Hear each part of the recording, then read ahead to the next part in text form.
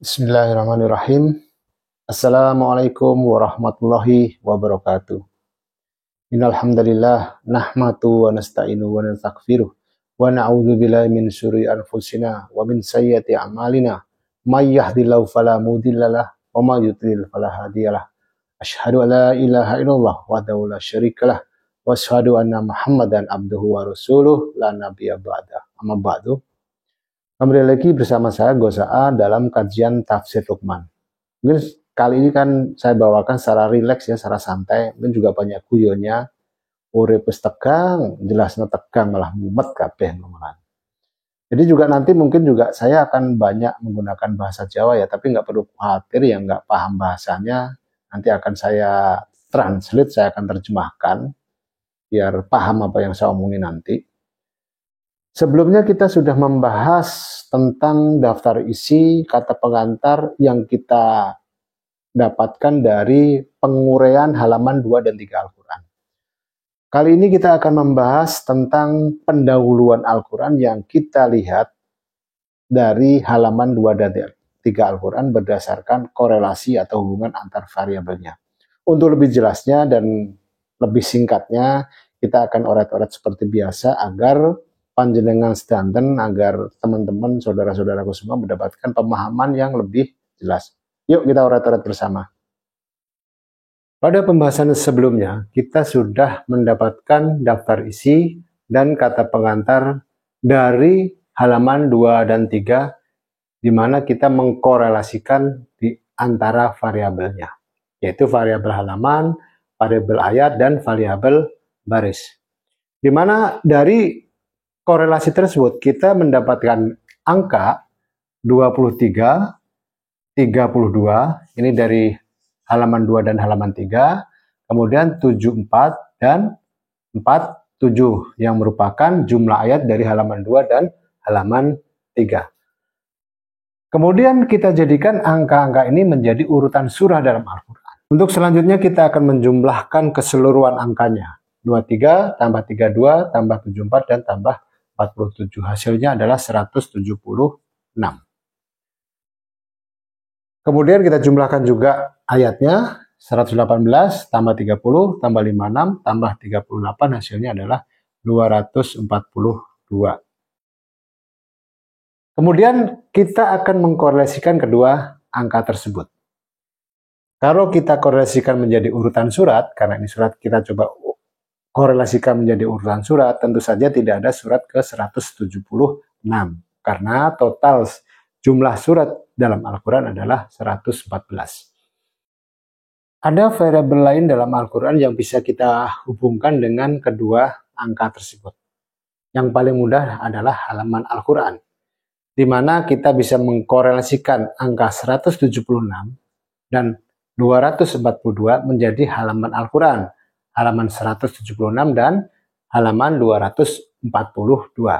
Nah, sekarang mari kita lihat halaman 176 dan 242 Al-Quran.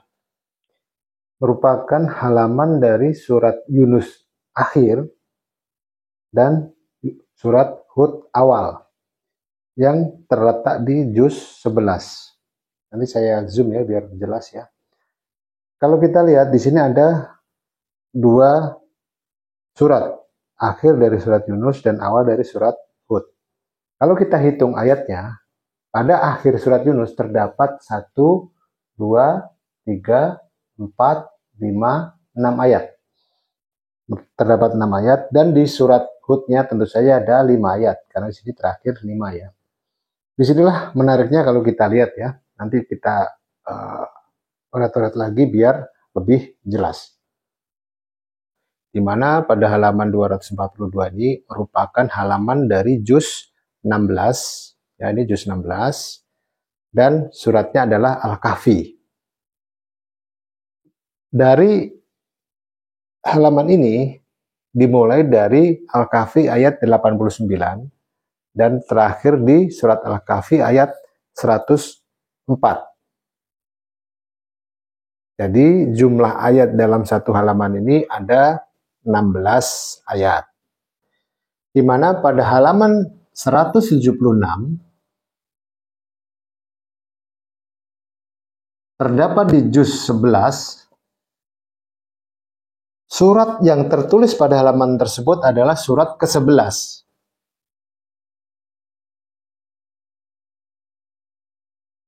Dan total ayat di halaman 176 adalah 11 ayat. Ada sebuah hadis yang berkaitan dengan zikir. 11 kali tasbih, 11 kali tahmid, dan 11 kali takbir. Ada juga hadis yang serupa, tapi jumlahnya yang berbeda, yaitu dengan menjumlahkan semua. Ada hadis yang mengatakan membaca tasbih 33 kali, tahmid 33 kali, dan takbir 33 kali. Di sini kita bisa melihat bahwa pada halaman 176 tersebut, sekali lagi kita diingatkan untuk senantiasa apa? Ingat kepada Allah. Untuk senantiasa berzikir kepada Allah. Kemudian kalau kita lihat lagi, pada halaman 176 ada dua komponen di sini, yaitu akhir dari surat Yunus dan awal dari surat Hud, di mana surat Yunusnya terdapat 6 ayat dan surat Hudnya terdapat 5 ayat. Ada hadis yang berkaitan dengan apabila anak cucu Adam meninggal dunia, maka terputus hubungannya, kecuali 3 hal, yaitu sodakotin jariyatin, au ilmin yuntafa'u bihi, au waladin solihin yakula. Sodakoh jariyah, ilmu yang bermanfaat, dan doa anak yang soleh. Di sini ada 3 hal atau 3 faktor yang bisa kita gali di sini. Yang pertama, sodakotin jariyah di sini. Dengan kata lain yaitu amal. Yang kedua adalah ilmu. Yang terakhir adalah doa. Berdasarkan urutan abjad hijaiyahnya, huruf ain adalah huruf ke-18.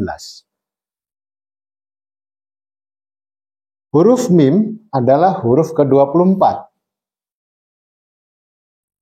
Dan huruf lam adalah huruf ke-23.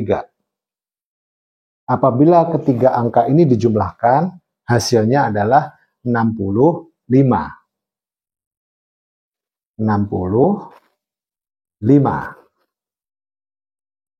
Yang kedua, sama. Hurufnya kan sama, cuman berbeda posisinya saja. Ini nilainya tentu saja juga sama, yaitu 65. Kemudian doa. Dal, ain, alif, dan hamzah. Dal huruf ke-8, ain huruf ke-18, alif huruf ke-1, dan hamzah huruf ke-29. Kalau kita jumlahkan, hasilnya adalah 56. 56. Ya. Selain kita diperintahkan untuk senantiasa berzikir kepada Allah, kita juga jangan melupakan ketiga hal ini. Ilmu yang bermanfaat, ya, amal, dan doa anak yang soleh. Gitu. Nah, ini pun sebenarnya khususnya tentang doa, ini pun juga orang masih bisa dibilang debat kusir jadinya. Ada yang mengatakan mengirim doa kepada orang yang meninggal nggak sampai, gitu kan. Di sini menurut saya aneh juga, gitu loh. Kayak Gusti Allah ya panjenengan gitu. Masalah nyampe atau enggak kan bukan urusannya kita gitu. Allah yang memiliki urusan. Nah, kalau nggak nyampe, saya rasa juga nggak mungkin juga gitu. Karena apa? Kalau kita lihat bahwa jangankan diri kita, alam pun ketika kita membaca Al-Quran terpengaruh. Dan apabila ada suatu bacaan yang dengan bacaannya itu gunung-gunung meletus dan bumi bergoncang atau terbelah dan orang-orang yang mati dapat berbicara, tentulah Al-Quran. Ya, Al-Fatihah kan bagian Al-Quran, bahkan dikatakan sebagai umul kitab. Bagi saya cukup aneh dan tidak masuk akal ketika kita mendoakan seseorang yang sudah meninggal, dikatakan nggak nyampe. Wes gak masuk akal, ya ganggu aku lah pokoknya. Terserah panjenengan masalah sampai atau enggak, bukan urusan. Tapi yang jelas kalau buat saya sampai lah itu intinya. Wes urusanmu sampai mora. Nah ora ya kowe mati sik terus tak dongano ngene. Lah nek bar kuwi kowe terus laporan karo aku. Sampai porane laporan ya. Wes ngono ae. Selanjutnya kita teruskan di halaman berikutnya yaitu halaman 242 Al-Quran. Halaman 242 Al-Quran terdapat di juz 16 dan suratnya adalah Al-Kahfi surat ke-18 dan jumlah ayatnya adalah 16. Dengan kata lain di sini ada dua angka sebenarnya, 16 pengurangan ya. Berarti angkanya adalah 16 dan 18. Dari format Al-Quran 18 baris, rata-rata jumlah halaman dalam satu juz adalah 16 halaman. Kecuali juz 1 dan juz 30. Juz 1 ada 15 halaman, dan kemudian di juz 30 ada 21 halaman. Juz 2 ya, juz 2 sampai dengan juz 29 terdapat 16 halaman. Artinya bahwa ini berbicara tentang Al-Qur'an dan ini berbicara tentang zikirnya. Ada hadis yang mengatakan bahwa sebaik-baik zikir adalah dengan Al-Qur'an. Bahkan di surat Shad, surat ke-38 awal, di situ Allah berfirman, Shad wal Qur'anil dzikr. Ya. Dari uraian halaman 176 dan 242, di sini kita mendapatkan sebuah gambaran atau pesan tersirat bahwa setiap halaman dalam Al-Quran, jumlah ayatnya, terus kemudian berapa pecah suratnya, itu semuanya sudah terukur. Semuanya sudah mendapatkan perhatian dan perhitungannya Allah. Sebagaimana tertuang di dalam surat Al-Jin ayat 28, di situ Allah berfirman, wa aso kula sayin adada. Artinya bahwa Allah menghitung segala sesuatu satu persatu, detail dihitung oleh Allah. Untuk selanjutnya kita akan membahas lagi yang berkaitan dengan halaman 2 dan 3. Ya, ini akan saya hapus biar jelas. Oh, serana enggone, Pak. Penuh, Pak. Maklum, papan tulis cilik. Akan saya ilustrasikan lagi halaman 2 dan 3 Al-Quran di sini.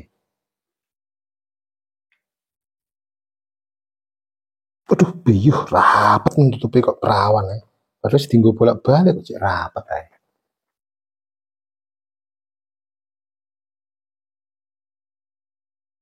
Ini halaman 2, ini halaman 3. Di mana halaman 2 terdapat 7 ayat dan halaman 3 terdapat 4 ayat. Seperti matematika lah, kalau matematika. Ini kita anggap dia sebagai pangkat. Jadinya 7 pangkat 2 dan 4 pangkat 3. 7 pangkat 2 adalah 49.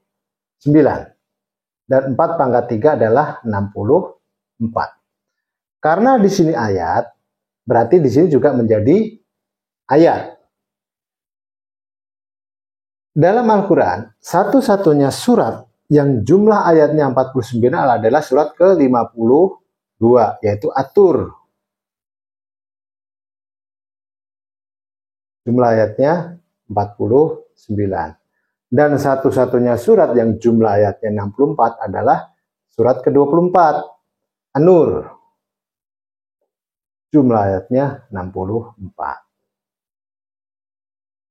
52 ditambah dengan 24 hasilnya adalah 76. Seperti biasa, surat ke-76 adalah Al-Insan.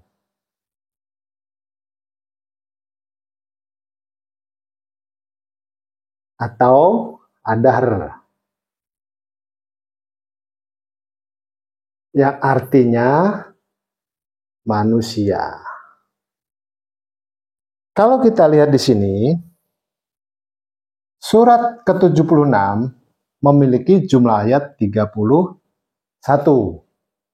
Kita jumlahkan 76 ditambah dengan 31, hasilnya adalah 107. Artinya al-ma'un, barang-barang yang berguna. Nah, kalau kita analogikan berkaitan dengan barang-barang yang berguna, setidaknya kita ya mbok dadi menungso ki sing enek gunane. Di sini sudah kita jumlahkan 52 tambah 24 itu kan 76. Sekarang 49 ditambah dengan 64. Hasilnya adalah 113. Surat ke-113 adalah Al-Falaq. Artinya waktu subuh. Di sini ada hal yang menarik dengan ayat per ayat dari surat Al-Falaq. Ini kan bercerita tentang kejahatan manusia, Al-Falaq ini. Khususnya kejahatan wanita. Ya kan? Karena nek ngomongi kejahatan wanita kuwi ngeri lho, Pak. Poneh nek wis wong omah-omah, Pak. Wis ngeri pokoknya. Nek istilahnya anak sekarang tuh nggak ada obat lah. Ora enek obate, ora enek tambane, Pak. Apa meneh nek wong wedok wis muring-muring, Pak. Nek bengi iki turune mengkurep, angel cuti-cutiane Pak Nes mengkurep kuwi. Sing lanang karek plonga, tolah, toleh karo ngitungi gendeng. Baru ngono terus gremeng Pak ini, Pak. Gremeng. Oh lah yo. Wong wedok kok ora ngerti sing lanang. Gremeng lah akhirnya wis turu ae turu. Garap ae sesuk neh. Ngono, Pak. Ya ora, Pak? Guyu aja. Nek wong wedok iki keselen, Pak. Keselen kan. Bu, kopi, Bu. Opah kopi. Ngono, Pak, jawabannya mesti. Sing lanang wis arek moto tok plorok iki. Digawekno, Pak, digawekno. Tapi ya karo besengut. Lho, kopine sing lanang arek digetak lho, Pak, digetak. Jundil sing lanang. Kaget lho, Pak. Ada yang celuk jenenge, Pak. Waduh, kaget. Astagfirullah karo istighfar, Pak. Ini kelakuane bojone, Pak. Bojoku ora, Pak. Bojoku apik, Pak. Istilahnya ki istri saya itu punya inner beauty, Pak. Kecantikan dari dalam. Tapi nek metu biasa, Pak. Soalnya ayune nek jero tok. Ning jero ayu, Pak. Ning jowo gak. Tapi goro-goro ya bojoku iki ya anu, Pak. Duwe iki lho, istilahnya kuwi apa jenenge kuwi? Ya jenenge wong lanang iki ya bojone kan pasti paling ayu, Pak. Cantik sendiri ya. Cantiknya sendiri, Pak. Nek kumpul ya ora. Guyon Pak, ya guyon. Ben ora mumet sirahe, Pak. Tadi saya pause. Takut istri saya dengerin, Pak. Wedi nek bojoku ngrungokno iso ora dikek jatah lho, Pak. Nah, ini terus anu, Pak. Wong wedok iki jan beda lah, jelas beda ya karo wong lanang beda. Misalnya wong lanang ditakoki siji, jawabnya ya siji. Tapi nek wong wedok ditakoki siji, jawabnya 17, Pak. Ning pundi, Pak?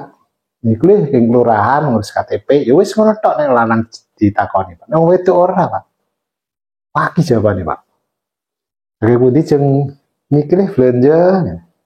Malah jeng napa-napa saiki larang, napa-napa saiki mundak. Lombok ya mundak, Brambang ya mundak, Bawang ya mundak. Iki lho tekan tomat ya mundak. Tomat sa upil-upil ngono ya larang. Nah, sing tanggane yang jawab, Pak. Loh, napa upil jenengan sak tomat-tomat napa pripun? Kok tomat sak upil-upil? Tapi Pak, nanggon wis lagi nyantai kan sing lanang. Nyantai nih. Terus arep jaluk di blonjo sing wedok, Pak. Ya Pak, di Pak, di blonjo gitu. Ya Bu. Kok lunga sithik ngono diawasi sing lanang karo gedek-gedek. Gremeng nih sing lanang, lu dilalai kok sing wedok krungu. Walah yo ndek bojo kok kayak gak kayak bojone wong-wong kuwi. Apa Pak? Gak kayak wong-wong. Lho kowe iki lho kowe. Kowe ya pokoke wong-wong kok piye? Ngono jawabane Pak. Wis awan sithik dimasakno Pak. Lho alep muluk lho arep muluk. Wis dibentak kok Pak. Jontekno lah wae, ngene anakmu ngono Pak. Bojone ya sokuru ngono Pak. Tekanan batin Pak. Jadi getak geblak iso Pak, saking gurune Pak. Wes Pak ya, dilanjut yang ini Pak. Wis intermezzo aja Pak, intermezzo. Ben yo gak rada ben gak mumet ngono Pak. Wis akeh tagihan mikir sing mumet malah biur malah Pak. Nah sebelum melanjutkan tapi jujur-jujuran Pak, terus terang saya bersyukur sama Allah. Saya udah dikasih istri yang cantik, yang baik. Mau sih guyon wae, guyon mau Pak. Kalau nggak cantik ya orang tak rapi Pak. Saya juga bersyukur dia punya istri yang sabar, ngerti, selalu support saya. Itu yang saya benar-benar saya syukuri. Terlebih lagi kan bisa dikatakan dia titipan dari almarhum guru sekaligus mertua saya. Dan akan saya jaga selalu. Amin. Sama halnya dengan penjelasan kita sebelumnya, yang dikoreksikan menjadi halaman 176 dan 242, halaman 49 dan halaman 64 Al-Quran ini juga akan menjadi sesuatu yang menarik untuk kita amati Pak sebenarnya. Kita akan lihat halaman 49 dan 64 berikut ini. Berikut ini halaman 49 ya, 49, di mana pada halaman ini merupakan awal dari juz 4 ya, ini juz berawal awal juz 4 di mana ditandai oleh ini dicetak tebal. Pada awal juz ya, pada awal juz selalu ada beberapa huruf yang dicetak tebal yang membedakan dengan huruf-huruf yang lain. Ya, ini di halaman awal juz 4. Selanjutnya kita akan lihat halaman 64. Berikut halaman 64 Al-Quran, di mana halaman 64 ini merupakan akhir dari juz 4. Ini kita lihat ya, karena halaman berikutnya, halaman 65 di sini merupakan awal dari juz 5 ya, juz 5 ya. Dan ini kan juz 4 ya. Ini halaman, jadi halaman 64 merupakan halaman akhir dari juz 4. Disinilah bisa menjadi sebuah tolok ukur atau bukti bahwa jumlah halaman dalam satu juz adalah 16 halaman. Karena apa? Karena dari halaman 49 sampai dengan halaman 64 itu terdapat 16 halaman. 16 halaman dalam satu juz. Di juz 4 terdapat 2 surat, yaitu Ali Imran dan An-Nisa. Ini 76 adalah Al-Insan, manusia. Jadi jelas bahwa manusia ya Ali Imran dan An-Nisa, laki-laki dan perempuan, banci LGBT nggak ada Pak. Orang yang mengatakan bahwa ada banci dari lahir, nggak ada cerita itu. Allah cuma menciptakan tuh laki-laki dan perempuan, nggak ada Allah menciptakan banci dari LGBT, nggak ada. bingung kalau orang itu mati, Pak. Ngasih titelnya itu bingung. Kalau Ali Imron atau laki-laki meninggal jelas dikasih panggilan almarhum. Kalau perempuan meninggal dikasih gelar almarhumah atau dipanggil almarhumah. Nek banji panggilannya apa, Pak? So aluminium, Pak. Sing gue masak lho, Pak. Banji gue masak banyu lho, banji. Ini sebelumnya juga minta maaf, Pak.